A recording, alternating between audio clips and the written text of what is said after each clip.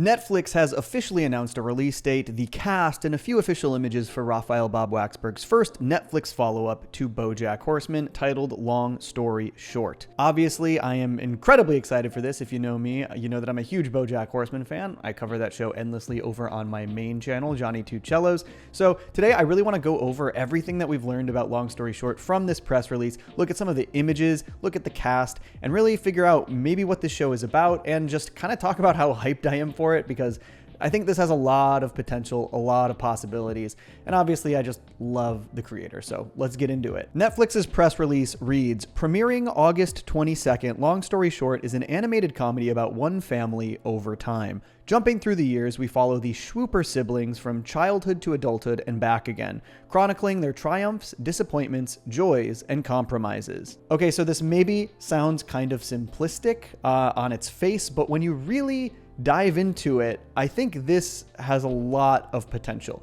because the idea that they are jumping through the years and exploring these characters' lives over different periods of time, that I think could lead to a very unique, very experimental, very innovative type of sitcom-y comedy drama show. Like, I think this is really, really interesting. So one thing that I loved about BoJack Horseman is some of my favorite episodes were ones that were playing with the concept of time. My favorite episode of the whole show, in fact, The Old Sugarman Place, is a show that showcases BoJack in one time period and his ancestors in another time period. It's all kind of showing those things simultaneously in the same location. I'm really curious what the format of this is going to be. Is it going to jump back and forth through time within single episodes, or are some episodes going to be set in one time period? Are other episodes going to be set in another time period? Other episodes that did this really interestingly were Time's Arrow. Old Sugarman and Time's Arrow were both written by Kate Purdy. She also worked on a show with Raphael Bob-Waksberg called Undone on Amazon Prime, and that was another show that really played with the audience's perception of time. That had a lot more going for it than just that aspect, but it was definitely experimental in that regard.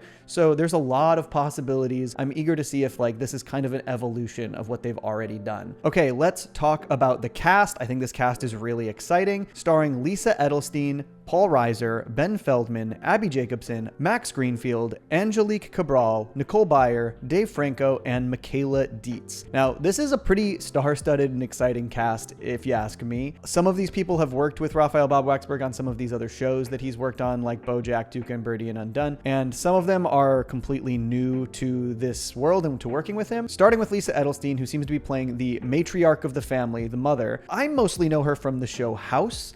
She was Lisa Cuddy in House, and she was on that show for years and years. Really popular show, really popular character. But in terms of voice acting, she's Kaya in The Legend of Korra, which she's really great in. She does a really great job in that performance. The patriarch of the family seems to be Paul Reiser, who is kind of a legend. Been in tons of movies, including like Aliens, but he's also the creator and star of the sitcom Mad About You. So I don't know, putting him in this kind of big sitcom-y familial role, I think is a pretty cool choice. He's just like kind of a legendary actor all around. We've got Ben Feldman. He's been Emmy nominated for being a guest star in Mad Men, but he was also a main character in Superstore, and he has a couple guest star credits on Tuca Bertie, though they don't specify what character he played, but based on the 2 episodes he's in, I think maybe he's Bertie's cousin's fiance / husband, or maybe one of the members of that fiance's entourage. He seems like a good choice. Abby Jacobson is in here. She's from Broad City. She's a comedian, improviser, actress. She's great.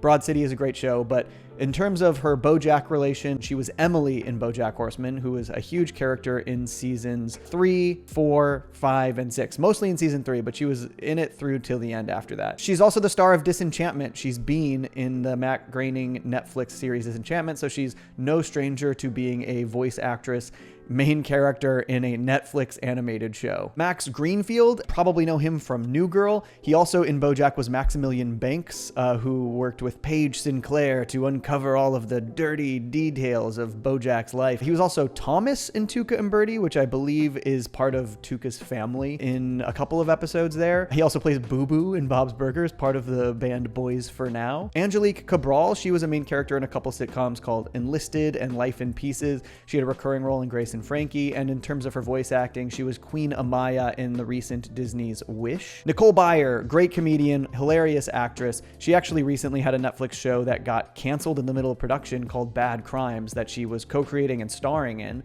which is a huge bummer, but at least she's back with a pretty substantial role in this, it seems. She was also various voices in pretty much the entire run of Tuca and Bertie, like 23 episodes. There were only 30 episodes of that whole show, so she basically was in that entire series. We've also got Dave Franco, who I'm sure all of you know. He's been in tons of movies. He's, related to James Franco.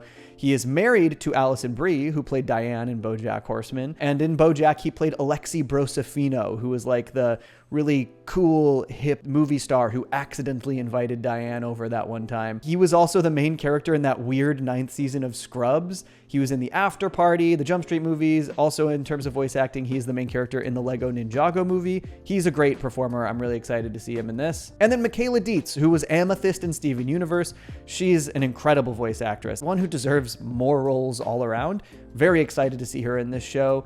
She also was Dottie in the Tuca and Bertie Planteau episode. That's kind of her brief connection to this Raphael Bob-Waksberg, Lisa Hannawalt world.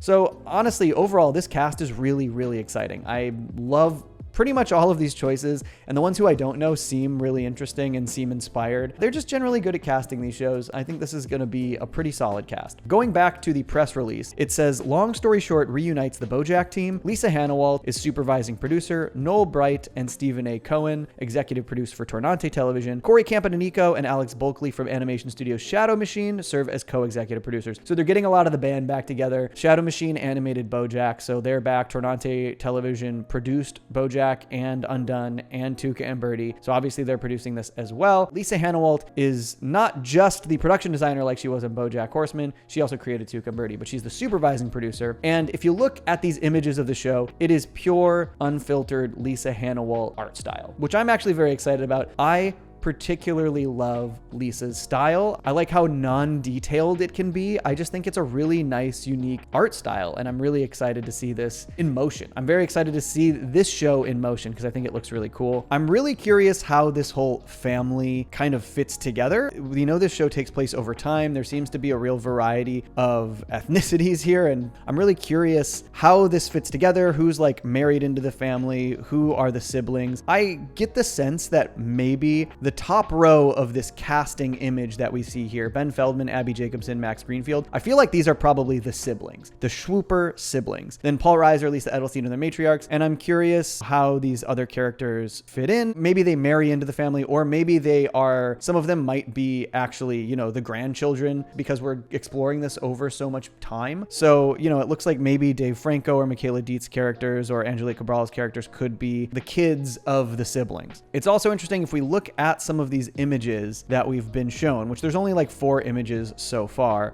but we can already see that we've got different character models for different time periods. If you look at this image of the family eating dinner together, you can see that we've got a lot of older character models for a lot of these characters already. You can see on the left, Paul Reiser's character is like fully bald, whereas if you look at the image from the casting announcement, he's just partially balding. And then you can even see an image of him and Lisa Edelstein's character getting married where he has a full head of hair. So obviously we're going to see a few character models and a few variations of these characters. Also with Ben Feldman's character here, we've got a balding version of him here at the table, whereas we've also already got an image of him with a full head of hair with the younger mother. This definitely showcases that we're going to see a genuine variety of time periods and periods in these people's lives. Even Abby Jacobson's character here in this younger photo, she's got like this choker necklace with spikes. I feel like these are probably in their teenage years. This just feels like an outfit that she would wear as a teenager. And then, you look at them when they're older and they've got, a little bit more grown-up outfits on, a little bit more grown-up hairstyles, the hair's graying, balding, that kind of thing. We see the parents at some kind of a prom or dance or not black tie, but a fancier event. We see the mom and 2 of the siblings played by Ben and Abby, which I believe are in their teenage years, which I mentioned earlier. We've got the whole family sitting around a table when they're much, much older, and they all look a little preoccupied, a little worried. It seems like there's something going on here. This also seems like it could be the same episode as this one image we've got here of, I believe, Max Greenfield's character, who is like piling some kind of powder into a bag, which makes me think that it is some kind of fake drug situation that he's trying to fake a bag of drugs. You've got, I think that's Dave Franco's character in the background jumping out with a top hat out of the shower. We also get this image of the family when seemingly everyone is very young. We see Max Greenfield's character still in a car seat. So I think this kind of confirms that these are the three siblings. We've got the mom and dad in the front, full head of hair, en route to church or maybe a funeral, based on how they are dressed. And then you've got Abby Jacobson's character and Ben Feldman's character in the back, seemingly upset. Seems like a classic family conundrum. We've also been given the release date. The release date is August 22nd, 2025. So we are just a few months away. August 22nd is also 11 years to the day that BoJack Horseman released on Netflix in 2014. So that's pretty interesting that they're really tying it to Raphael Bob-Waksberg's history with Netflix, specifically tying it to BoJack Horseman, which I think is fair. That show is beloved and kind of heralded as one of the greatest animated series of all time.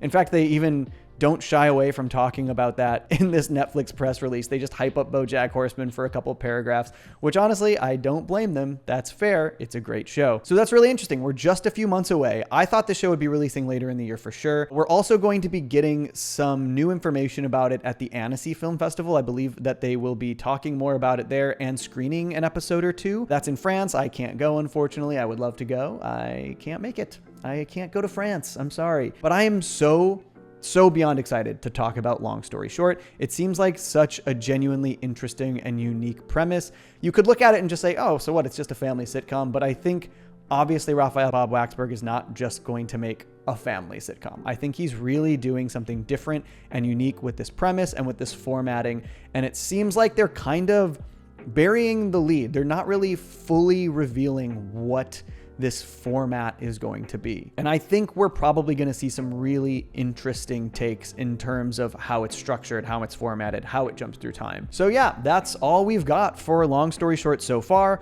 but I'm sure we're going to get a trailer soon. I'll probably break that down on my main channel, I would guess, if there's enough to actually talk about there. And then just stay tuned and be eager for me to talk about this show on the main channel. It'll probably be a season-long video breakdown, kind of like I used to do for BoJack. And I'm really excited to dive into it, see if we can expect more after season 1, or if this is kind of just a one-season mini-series or what. But I'm beyond excited. This is probably my most anticipated show of the year, alongside like the King of the Hill revival. Kind of a crazy great year for animation between Common Side Effects, King of the Hill revival coming, this show. There's a lot to be stoked about. Okay, let me know below in the comments what you think about Long Story Short, what you think of the art style, what you think of what we've seen so far, and I'll catch you next time. Peace.